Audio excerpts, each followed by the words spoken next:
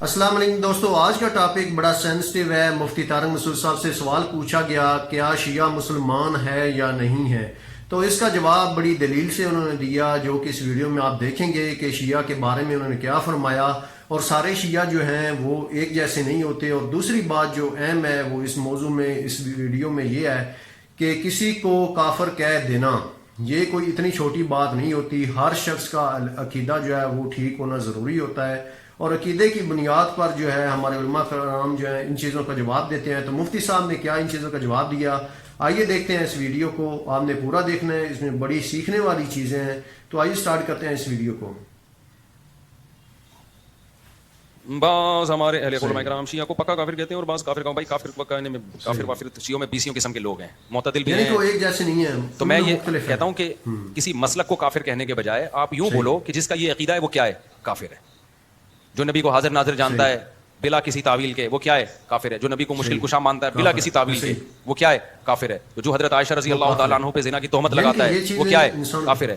تو چاہے وہ سنی ہو، چاہے وہ شیعہ ہو، چاہے وہ بریلوی ہو، کیونکہ نام فرقوں کے لے کے اس میں ایک تو مبالغہ بہت ہو جاتا ہے، بعض دفعہ سارے وہ کر نہیں رہے ہوتے ہیں، ہم سب کو لپیٹ دیتے ہیں، اور پھر فرقواریت اس سے بڑھتی ہے، نفرتیں پھیلتی ہیں۔ اپنے ملک کو پہلے بچاؤ، جو حالت ہو گئی ہماری لڑ لڑ کے ایک دوسرے کو ویسی پھوڑ کے بات ہوتی ہے اس پہ کتنا کرتے ہیں۔ آسٹریلیا سے سوال ہے کہ ہم جا رہے تھے وہاں اگر نماز پڑھتے ہیں کہ ہم کو منع کرنے والے کہہ رہے ہیں ہم جہاں آسٹریلیا میں رہتے ہیں وہاں اکثر اہل تشیع حضرات وہاں جس علاقے میں رہتے ہیں وہاں زیادہ تر شیعہ حضرات ہیں، تو ہمارے گھر میں آ کر نماز پڑھتے ہیں۔ پڑھنے دو بھائی میرے بھائی، وہ جائے نماز پہ ڈیلا رکھتے ہیں، رکھنے تو آپ کے گھر آ کے نماز پڑھ رہے ہیں نا، کوئی آپ کے چوری تو نہیں کر رہا نا۔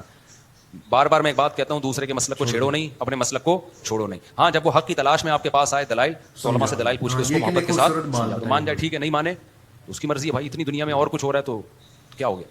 تو یہ ضرور ہے کہ کوئی بھی شخص چاہے وہ سنی ہو چاہے وہ شیعہ ہو، آپ کے سامنے صحابہ کی گستاخی نہ کرے۔ وہ آپ بولو بھائی یہ حدود سے کیا ہو رہا ہے۔ دیکھو کوئی عیسائی آپ کے گھر آتا ہے، وہ نبی کو نبی نہیں مانتا نا، تو آپ کو پہلے سے پتہ ہے نہیں مانتا، پھر بھی آپ کے گھر آتا ہے، کھانا کھا کے چلا جاتا ہے، لیکن وہ آ کے آپ کے پیغمبر کو برا بھلا کہنا شروع کر دے، تو آپ کہو گے بھائی اب یہ کیا ہو رہی ہے، یہ زیادتی ہو رہی ہے۔ آپ کہو گے یہ کیا ہو رہی ہے۔ کوئی بھی شخص آئے آپ کے سامنے سیدنا معاویہ کو برا بھلا کہنا شروع کر دے، حضرت ابو سفیان کو، ابو بکر کو، حضرت عائشہ کو، آپ بولیں بھائی آپ آئیں اپنی نماز پڑھیں، آپ کا ایک مسلک ہے، ایک فقہ ہے، آپ اس طریقے سے پڑھیں، ہم نے منع نہیں کیا آپ کو۔ میں تو یہاں تو شیعہ لوگوں کو کہتا ہوں، اور آئے بھی ہیں بہت سارے مسجدوں میں، بیان بھی سنتے ہیں۔ ایک دن کسی جذباتی نے پکڑ لیا کہ شیعہ ہے نکالو، میں نے کہا تو مجھے بہت غصہ ہے، میں نے کہا کس بیس پہ نکال لو بھائی، آپ اس سے پوچھے بغیر آپ یہ کام کر رہے ہو، تو یہ بدتمیز ہر جگہ پر ہوتے ہیں۔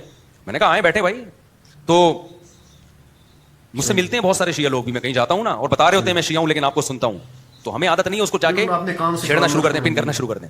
میں کچھ بھی نہیں کہتا، ملک ہمارا ابھی لڑائی کا متحمل نہیں۔ جو سیکھنا چاہے، بات کرنا چاہے تو آپ محبت عزت کے ساتھ بات کر لیں، اس سے آگے آپ اپنی حدود کو کراس۔ تو یہ ناظرین آپ نے سنا مفتی طارق مسعود صاحب کا کتنا خوبصورت جواب تھا، جو کہ پوچھا گیا کیا شیعہ مسلمان ہے یا نہیں ہے۔